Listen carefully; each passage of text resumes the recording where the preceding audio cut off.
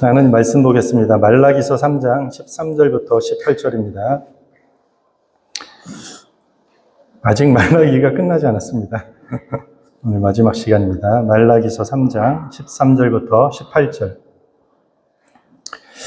저 여러분들이 한 절씩 교도하겠습니다.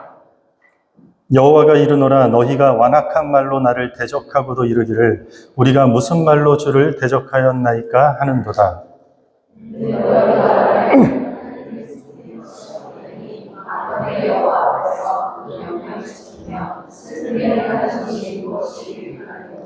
지금 우리는 교만한 자가 복되다 하며 악을 행하는 자가 번성하며 하나님을 시험하는 자가 화를 면한다 하노라 함이라.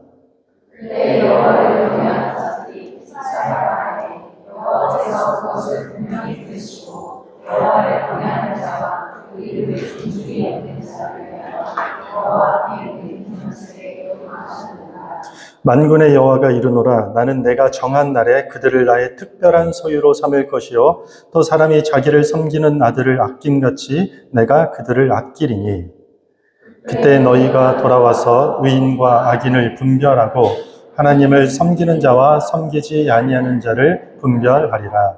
아멘. 이게 조금 울리거든요. 소리를 조금만 조정해 주시기 바랍니다.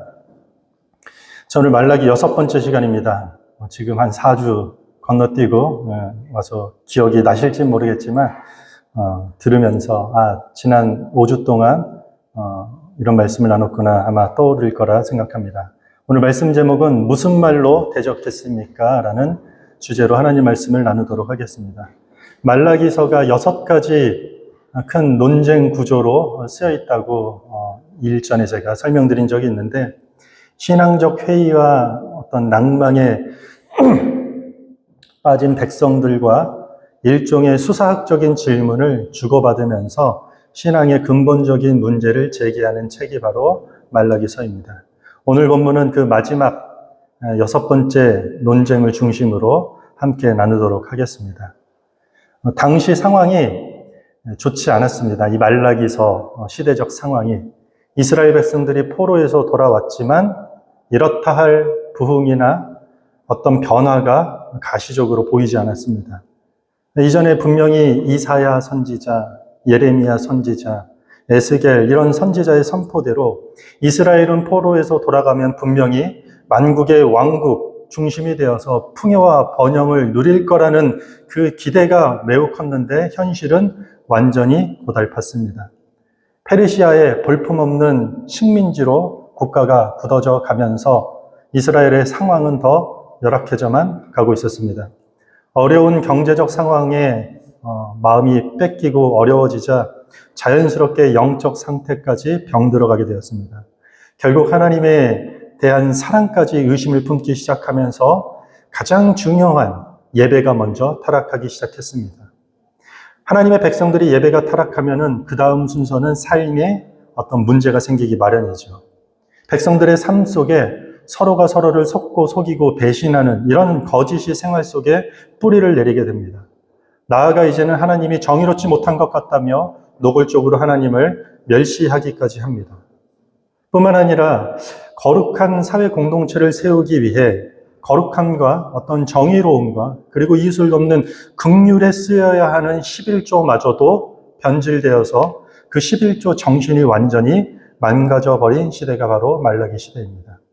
이제 말라기 선지자를 통해서 말라기서 전체에서 이제 마지막 경고를 합니다. 우리 13절 다시 한번 읽겠습니다. 화면이 뜨면 13절 화면이 뜨면 다음 화면이 뜨면 13절 읽습니다. 시작.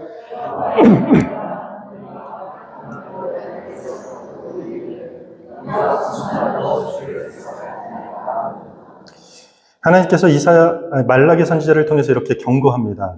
완악한 말로 너희들이 하나님을 대적하였다. 그러자 백성들이 반문합니다. 하나님, 우리가 무슨 말로 주를 대적했습니까? 오늘 말씀 제목이죠. 앞선 5번의 경고에도 이런 메시지의 백성들은 항상 똑같은 식이었어요. 양심의 가책을 느낀다던가 아니면 거기서 반성을 한다던가 회개하는 모습은 전혀 없었습니다. 언제 그랬냐면서 도대체 그게 뭐가 큰 죄가 되냐며, 아니 더 이상 어떻게 하라는 거냐며 오히려 따지고 들었습니다. 이번에도 마찬가지입니다. 반응이. 우리가 대체 무슨 완악한 말을 한 적이 있다고 하나님을 대적했다고 지금 또 이런 이야기를 하십니까? 라고 반문하고 있습니다. 그러자 하나님께서 다음과 같이 대답을 하십니다. 14절과 15절입니다. 이는 너희가 말하기를 하나님을 섬기는 것이 헛되니 만군의 여호와 앞에서 그 명령을 지키며 슬프게 행하는 것이 무엇이 유익하리요? 지금 우리는 교만한 자가 복되다 하며 악을 행하는 자가 번성하며 하나님을 시험하는 자가 화를 면한다 하노라 함이라. 지금 하나님을 대적하는 행위가 되었던 악한 말들이 무엇인지 나열하고 있는 거죠. 좀 분류하면 한 6개가 등장합니다. 얘들이 지금 무슨 말로 하나님을 대적하고 있었냐? 첫 번째는 하나님 섬기는 게 헛되다는 말을 지금 백성들이 하고 있는 거죠. 여기서 헛되다라는 그 샤웨라는 히브리 단어는요, 우상 숭배하는 사람들을 조롱할 때 쓰는 표현이에요. 우상은 실체가 있나요, 없나요? 없어요. 없으니까 막 이것저것 만들어 놔서 있을 것이라고 가정하는 게 우상 숭배예요. 실체가 없기 때문에 실제로 우상은 어떤 유익을 우리에게 줄 수 없는 거짓 존재라고 우상 숭배를 조롱할 때 쓰는 표현이거든요. 상당히 불신앙적이고 불경건한 표현이에요.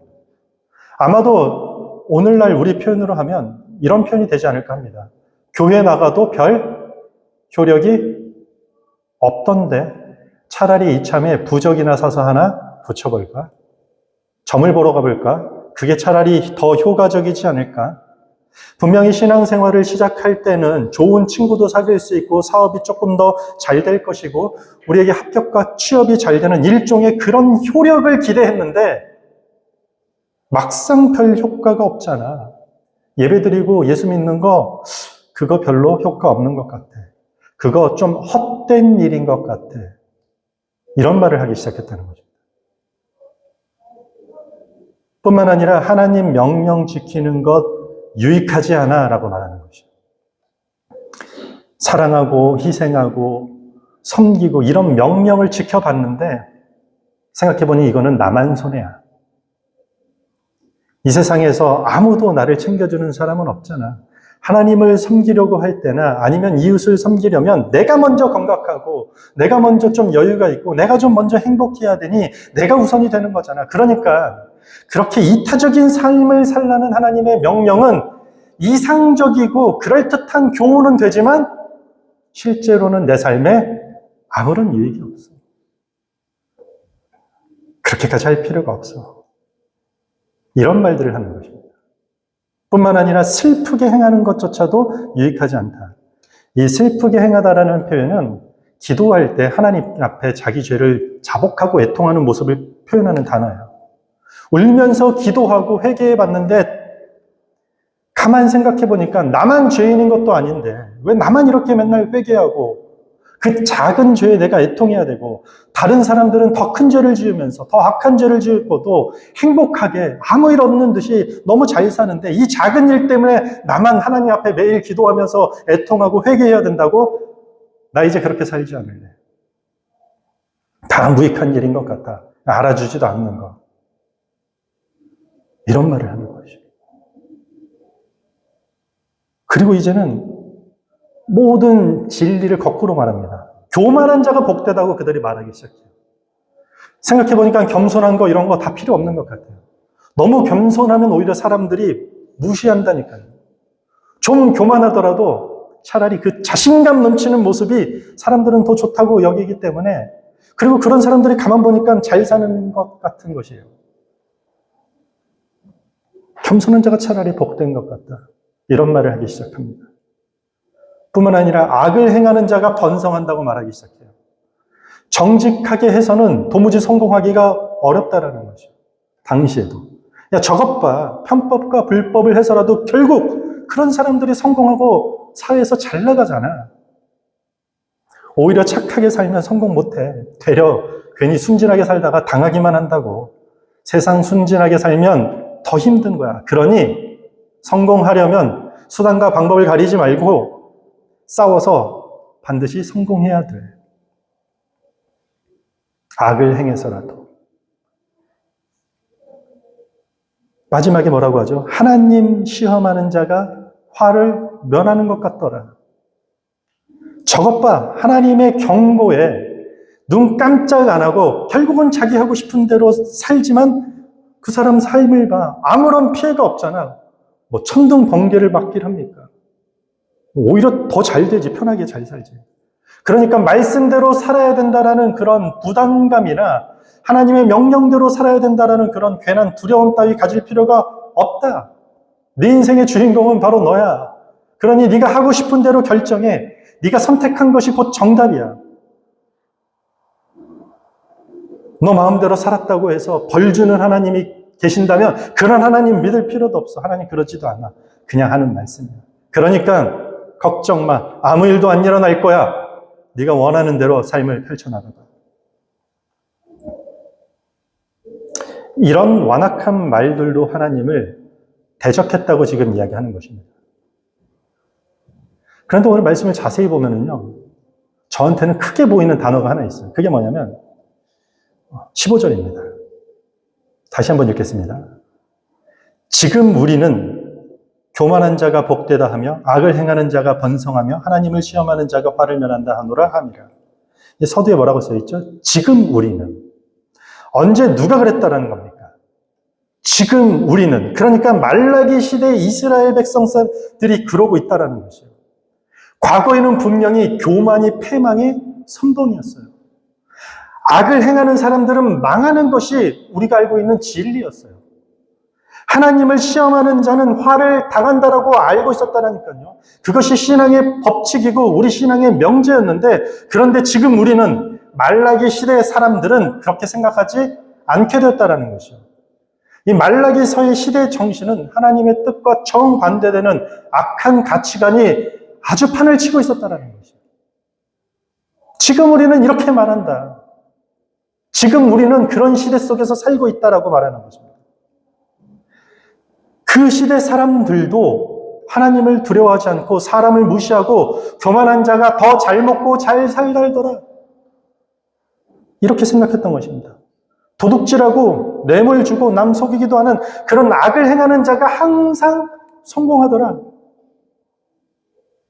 하나님 시험하는 자, 무턱대고 말씀대로 사는 그런 사람 말고 상황 파악 잘해가면서 계산기 잘 두들겨 보면서 손해인지 불이익인지 자기 주관대로 그렇게 사는 사람이 차라리 현명하게 잘 사는 것 같더라. 아무 화를 당하지 않더라. 말라기 시대, 그 당시 시대 정신이 이런 수준의 정도였다라는 겁니다. 저는 지금으로부터 약 2500년 전에 이스라엘 시대 상황을 이야기하고 있는 것입니다. 그런데 마치 지금 우리 시대를 말하는 것과 비슷하지 않습니까? 지금 우리는 어떻습니까? 지금 우리. 21세기 교회, 2023년도를 살아가는 우리 기독교를 둘러싼 시대 정신은 어떤 것 같습니까? 교회가 얼마나 부패하고 문제가 많습니까?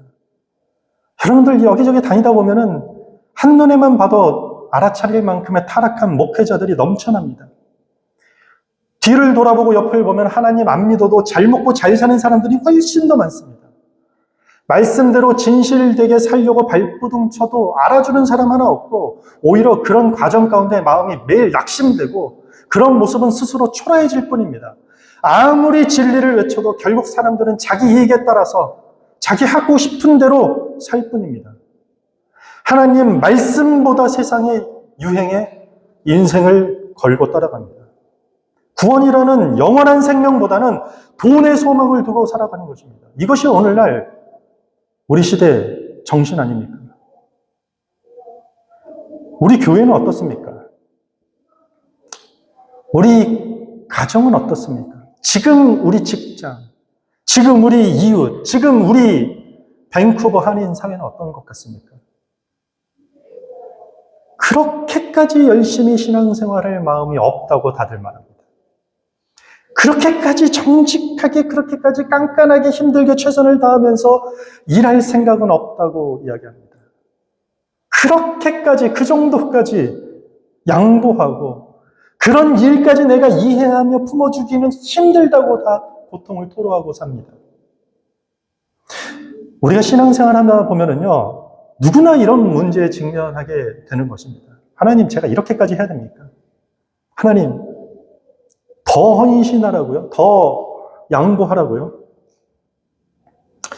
옛말에 이런 말이 있습니다. 우물을 깊게 파려면 넓게 파라. 우물을 깊게 파려거든 넓게 파라는 그런 옛말이 있습니다. 물은 분명히 이 아래에 있는데 여기 저기까지 해가지고 다 파라는 것이에요. 왜죠? 깊게 파기 위해서는 넓게 파야 한다라는 당연한 진리 때문입니다. 우리가 잘 아는 미켈란젤로는 사람의 몸을 잘 그려내기 위해서 인체 해부학까지 공부했다고 합니다. 그림 하나를 위해서 인체 해부학을, 팔뚝에 있는 힘줄을 잘 그려내기 위해서. 한국의 첼리스트 장한나라고 있습니다. 음악이 아닌 대학에서 철학을 전공했습니다. 이유가 뭐냐면 위대한 음악가가 되려면 반드시 인문고전을 공부해야 된다라는 지휘자의 권유 때문이었습니다. 이것이 다 넓이가 깊이를 만들기 때문입니다. 넓은 경험은 사람을 깊게 만듭니다. 많은 사람들과 다양한 일들을 경험한 사람이 더 깊은 사람이 되는 것입니다. 왜 하나님 저를 이곳 밴쿠버 땅까지 오게 하셔서 진짜 이런저런 진상들 다 만나게 하시고 경험하지 않아도 되는 이런 경험, 저런 경험, 내 할 일도 벅찬데 그런 것까지 더불어 플러스 신앙생활까지 하나님 이렇게까지 순종해야 되면서 헌신적인 삶을 하나님 제가 살아가야 됩니까? 이런 질문은 저만 하나요? 답은 하나입니다. 우리가 깊어지기 위한 하나님의 뜻입니다. 하나님이 우리를 깊은 사람으로 만들어져 가시는 하나의 과정이라는 것입니다. 나와 너무 다른 사람들을 만나서 이질감을 느낄 때나, 내키지 않는 일을 내가 해야 되는 상황에 맞닥뜨릴 때나, 불편한 상황을 마주할 때면 결국 내 그 순간의 감정이나 내 이익에 쫓는 것이 아니라 하나님이 나를 더 깊은 사람으로, 더 깊이 있는 사람으로 만드시기 위해서 지금 내 삶의 지경을 넓히시는구나. 내가 깊어지기 위한 하나님의 뜻이구나. 이게 그리스도인의 고백이 되어야 되는 것입니다. 그런데 많은 사람들이 이 깊이를 포기합니다. 그냥 얄팍한 삶에 안주하기를 좋아하는 것입니다. 그저 돈 많이 벌어서 잘 먹고 잘 살겠다라는, 결국은 그 안에 자기 유익만이 절대적인 삶의 목표가 되었기 때문에 자기 이익에 따라서 언제든지 정직보다는 거짓을 쉽게 선택하고 사랑하기보다는 배신을 쉽게 선택하는 것이 오늘날 우리 주변의 절대 다수의 시대 정신이 된 것입니다. 하나님께서 이러한 시대적 가치관 속에서 하시고자 하는 메시지가 있습니다. 16절입니다. 우리 함께 읽겠습니다. 16절 시작. 그때 여호와를 경외하는 자들이 피차에 말하매 여호와께서 그것을 분명히 들으시고 여호와를 경외하는 자와 그 이름을 존중히 여기는 자를 위하여 여호와 앞에 있는 기념책에 기록하셨느니라. 아멘. 15절 서두와 똑같아요. 지금 우리는 이렇게 악한 시대를 살고 있다, 이런 말들을 하고 살고 있다. 16절에 뭐죠? 그때가 어느 때인가요, 지금? 하나님을 완악한 말로 대적하는 것이 시대 정신이 되어 있는 그때에 하나님 믿는 게 다 헛되고 의미 없고 신실하게 사는 것도 다 부질없다고 말하는 사람들이 다수였던 그때에 하나님을 경외하는 사람들이 있었다는 이야기입니다. 악한 시대적 가치관이 절대 다수였던 그때에 불평과 불만, 회의적인 말들, 편법과 불법, 거짓과 배신이 난무하고 성공과 돈이 삶의 모든 시대를 지배하던 그때에 하나님을 경외하는 자들이 있었다는 것을 지금 성경이 알리고 있는 것입니다. 그리고 그들이 피차 말했습니다. 이것은 서로가 그렇게 말했다라는 것이에요. 여기서는 무슨 말을 했는지 지금 기록하진 않아요. 그런데 기록할 필요도 없어요. 당연히 뻔하죠. 하나님을 대적하는 완악한 말들과는 정반대의 말을 했겠죠. 하나님을 경외하기 때문에. 제가 한번 이 말씀을 묵상하면서 한번 상상해 봤어요. 어떤 말들을 했을까, 이 사람들. 그 악한 시대에, 모두가 그렇게 외치는 시대에 그들끼리 모여서, 하나님을 경외한 사람들끼리 모여서 도대체 무슨 말을 했을까? 우리는 배신하지 맙시다. 우리는 끝까지 이 시대 속에서 사랑을 실천합시다. 이러지 않았을까요? 시대마다 변해가는 세상의 가치관보다 변치 않은 하나님 말씀을 진리로 붙잡고 우리 살아갑시다. 아마 이랬을 것입니다. 우리가 때론 크게 성공하지 못한다 할지라도 불법을 멈춥시다.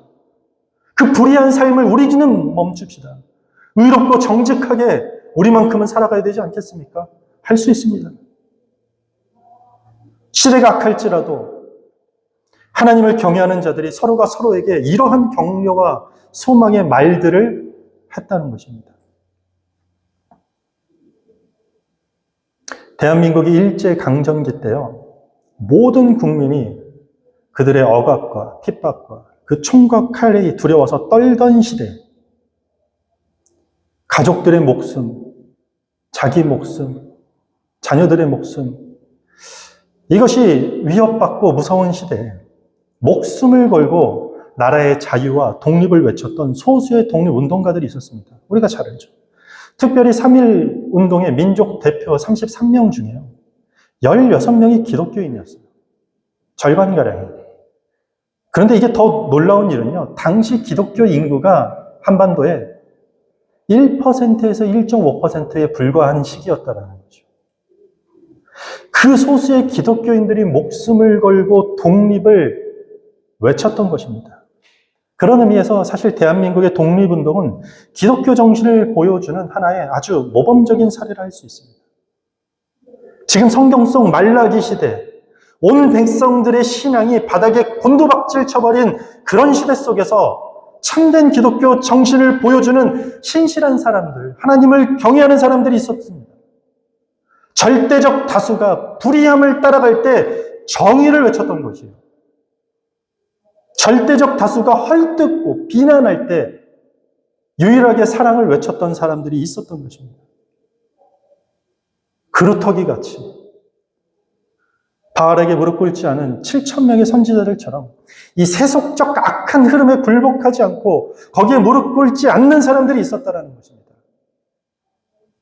그때 그런 시대 속에서 하나님을 경외하는 자들의 거룩하고 신실한 그런 외침들, 그들이 서로 주고받는 격려와 응원들, 이 말들을 하나님이 분명히 들으셨다라고 지금 16절에 기록하고 있습니다. 그리고 그들을 위해 어떻게 하신다고요? 여호와 앞에 있는 생명책에 기록하겠다는 거죠. 이것은 기념책에 기록하고 계신다고 합니다. 생명책과 기념책, 동일한 의미로 사용됩니다. 성경에 생명책이라는 단어가 8번 등장하는데 전부 다 구원을 받는 사람들의 이름이 들어져 있는 이름을 뜻하는 것입니다. 그러니까 그 행위를 기록한 책들, 무슨 의로운 일을 했고 무슨 의로운 말들을 했는지 기록한다는 거죠. 더 나아가서 17절과 18절을 보면요, 만군의 여호와가 이르노라, 나는 내가 정한 날에 그들을 나의 특별한 소유로 삼을 것이요, 또 사람이 자기를 섬기는 아들을 아낌같이 내가 그들을 아끼리니 그때 너희가 돌아와서 의인과 악인을 분별하고 하나님을 섬기는 자와 섬기지 아니하는 자를 분별하리라. 그렇게 여호와를 경외하는 자들을 기념책에 기록하겠고 특별한 대우, 특별한 소유로 삼으시겠다고 약속하시는 거죠. 그리고 모든 것이 끝나는 날, 마지막 때에 자신의 소유들을 구분하시고 인정하실 것이라는 이야기입니다. 여러분, 우리가 갖는 신앙인의 소망은요, 죽음과 동시에 다 사라져버릴 것들을 붙드는 소망이 아니에요. 죽음 이후에 영원한 하나님 나라에 거하는 것이 우리의 진짜 소망이 되는 것입니다. 기독교 신앙은 현재의 삶과 죽음 이후의 삶을 연결하는 것이 그래서 기준점이고 신앙의 핵심이 되는 것입니다. 그런데 현재의 삶과 이 죽음 이후의 삶은 연결시키지 못하고 현재의 삶만 그렇게 목매달고 바라보고 있으면 마치 말라기 시대의 다수의 백성들처럼 모든 것이 다 헛되다라는 결론에 도달하게 됩니다. 지금 시대는 어떻습니까? 우리가 그토록 부러워한 것을 소유한 사람들이 행복하던가요? 그렇지 않아요.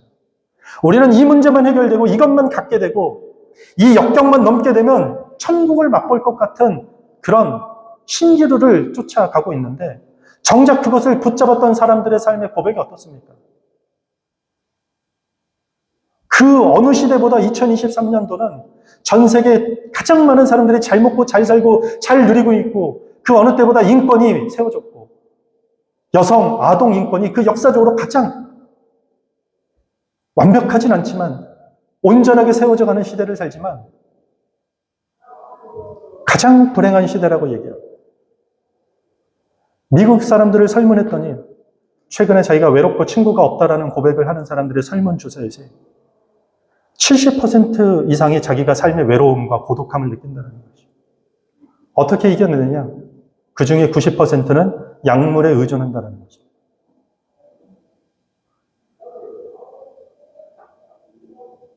우리 신앙이 현재의 삶과 죽음 이후의 삶을 연결시키지 못하면 이것만큼 우리가 이 땅에 살면서 헛됨을 느끼기가 얼마나 쉽겠습니까? 신앙적 회의감, 그리고 영적인 이 좌절과 낭망에 빠진 이스라엘 백성들에게 여러 차례 경고를 통해서 하나님께서 주시려는 메시지가 무엇입니까? 이렇게 이 시대를, 이 악한 시대 정신을 낱낱이 고발하면서까지 하고자 하시는 메시지가 무엇이겠습니까? 다수가 믿음을 저버린 시대를 산다 할지라도 정의와 공의가 사라진 사회,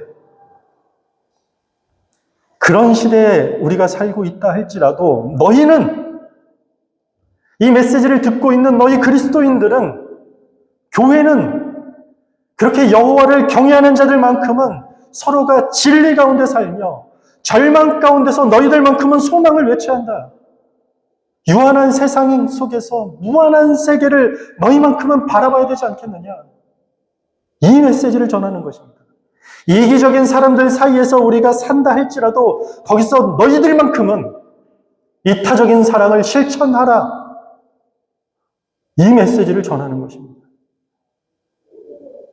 둘러보니 다 거짓이고 다 편법이고 불법이고 그 거짓 세상에서 너희들만큼은 정의와 공의를 나타내야 된다. 이 메시지를 지금 우리에게 하고 있는 것입니다. 그렇게 하면 생명책에, 기념책에 우리의 이름이 적혀지는, 그렇게 하면 우리가 구원을 받을 수 있다가 아니라 이것은 구원을 이미 약속받은 그리스도인과 교회를 통해서 하나님이 세상을 회복시키려는 하나님의 가장 큰 놀라운 계획이기 때문입니다. 이것은 아무 공로 없이 내가 아무런 선택을 하기 전부터 구원받게 된 성도로서 마땅히 해야 할 이 땅에서의 미션이 되는 것입니다. 악한 시대를 살고 있다 할지라도 우리의 작은 그 외침, 우리의 작은 그 행위들이 지금 우리 교회, 지금 우리 가정, 지금 우리 학교, 지금 우리 회사, 지금 우리 밴쿠버를 회복시키는 하나님의 거룩한 프로젝트가 되는 것입니다. 뜻대로 안 되는 것이 많습니까, 여러분들? 왜 이런 일들까지 내가 감당해야 되는가, 이런 고민 때문에 낙심하는 마음이 드십니까? 이유는 하나입니다. 우리가 깊어지기 위해서 넓어지는 과정입니다. 다 헛되고 다 부질없다는 그 악한 말들을 저 사람 말고 나부터, 우리 각자부터 그런 악한 말들을 끊어내시기 바랍니다. 넓이를 포기하면 우리는 결코 깊어질 수가 없습니다. 악한 말로 하나님을 대적하는 시대 속에 우리가 산다 할지라도 우리만큼은, 우리 교회만큼은, 나 한 사람만큼은 정의와 사랑을 서로 전하는 그런 사람이 되겠다. 이런 다짐을 좀 가졌으면 좋겠습니다. 그렇게 우리 가정, 우리 교회, 우리 직장, 우리 삶을 회복시키려는 그 하나님의 구속사라는 그 놀라운 계획하심에 동참하는 신실한 교회와 성도가 되기를 주님의 이름으로 축원합니다. 우리 다 같이 자리에 서서 찬양하겠습니다.